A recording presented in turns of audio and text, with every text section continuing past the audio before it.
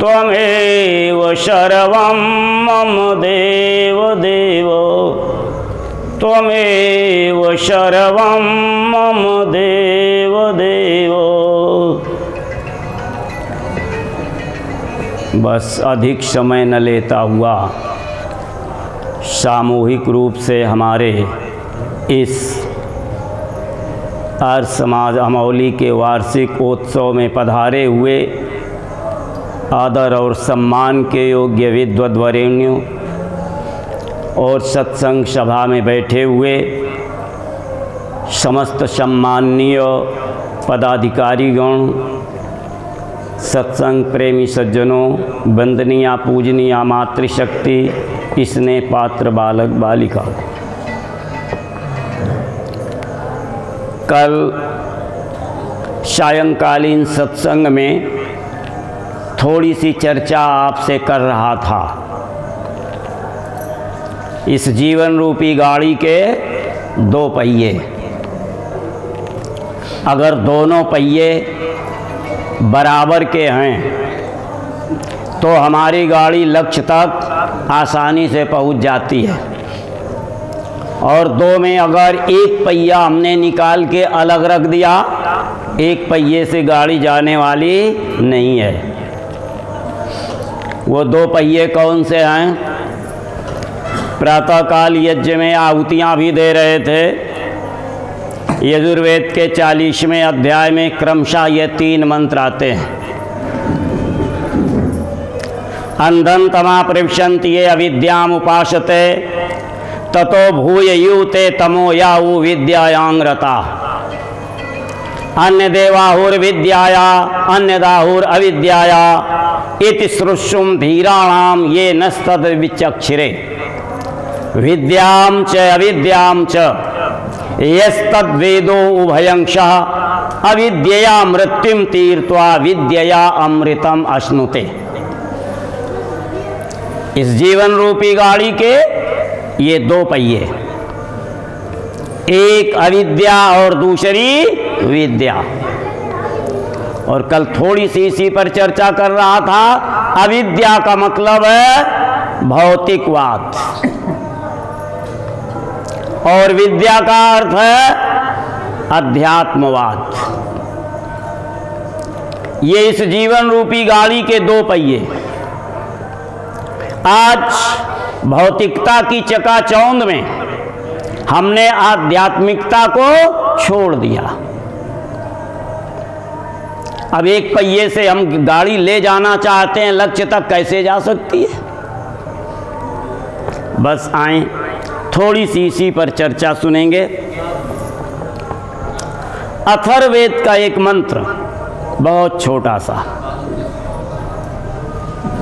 व्यसश्च अव्यसश्च विलंबिष्यामि मायया, ताभ्याम उद्धृत्य वेदम अथ कर्माणि कृण्महे।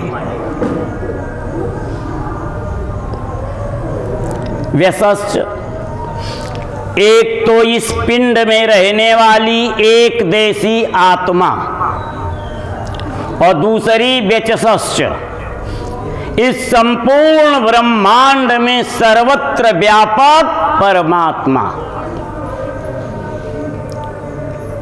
तो कहा इन दोनों को ताभ्याम, सब लोग पढ़े लिखे विद्यजन बैठे हुए हैं और बहुत शिक्षक वर्ग के लोग हैं।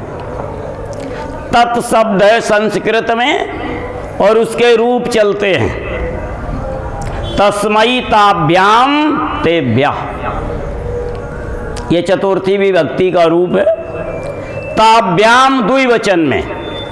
ताभ्याम का मतलब होता है इन दोनों को। किन दोनों को? व्यसश्च अव्यसश्च। एक पिंड में व्यापक आत्मा और दूसरी ब्रह्मांड में व्यापक परमात्मा, इन दोनों को वेदम जानकर माया बुद्धि के द्वारा कर्माणि कर्मणे, हम अपने जीवन के कार्यों को करते हैं। अब इन दोनों को जाने, इस पिंड में आत्मा। वैसे मैं शायद कल पढ़ा हो न पढ़ा हो, उर्दू लफ्ज में एक लिखा कवि ने, रूह और जिस्म का रिश्ता भी बड़ा अजब, उम्र भर साथ रहे तुअर्रुफ न हुआ। इस जिस्म में, इस हाड़ मांस के शरीर में आत्मा का निवास। कहाँ रहता है आत्मा? ये केवल सुनने के विषय नहीं है, ये थोड़ा सुनकर मनन करके और स्वयं अपने में चिंतन करके झांक के देखने के विषय है। तो उस आत्मा का इस पिंड में मूल निवास कहां? कठोपनिषद में यमाचार्य ऋषि अपने शिष्य नचिकेता को उपदेश कर रहे हैं। अंगुष्ठ मात्रा पुरुषो अंतरात्मा सदा जनानाम हृदय सन्निविष्टः। ऐ शिष्य नचिकेता, हृदय देश में, ये दोनों ओर फेफड़े, फेफड़ों के बीच में एक छोटा सा हृदय, हृदय देश में तिल मात्र स्थान, जहां आत्मा का मूल निवास। और बहुत सुंदर उपनिषद के ऋषि ने आगे समझाने का प्रयास किया। आत्मन तिष्ठन आत्मनो अंतरोयम आत्मान वेद यस्य आत्मा शरीरम शाता आत्मन्त्यार अमृता। जैसे ये हाड़ मांस का शरीर घर है, किसका घर है? आत्मा के रहने का। इसी प्रकार आत्मा घर है उस परमात्मा के रहने का। तो दो के दोनों कहां? इसी के अंदर, हृदय देश में। और जब वहां पहुंचेंगे, भाई हमें मंत्री जी के घर जाना है, प्रधान जी के घर में जाना है, मिलना है, तो पहले तो हम ये पूछेंगे कि भैया प्रधान जी का मकान कहाँ। और जब मकान को ढूंढ कर पहुंचेंगे तभी तो मकान में है प्रधान जी, तो मुलाकात होगी। तो ये घर, ये शरीर, ये हाड़ मांस का शरीर घर है किसके? आत्मा के रहने का। और कल मैं थोड़ी सी चर्चा कर रहा था, आत्मा ये अत सातत्य गमन, इस धातु से शब्द बना, अतति व्याप्नोति इति आत्मा।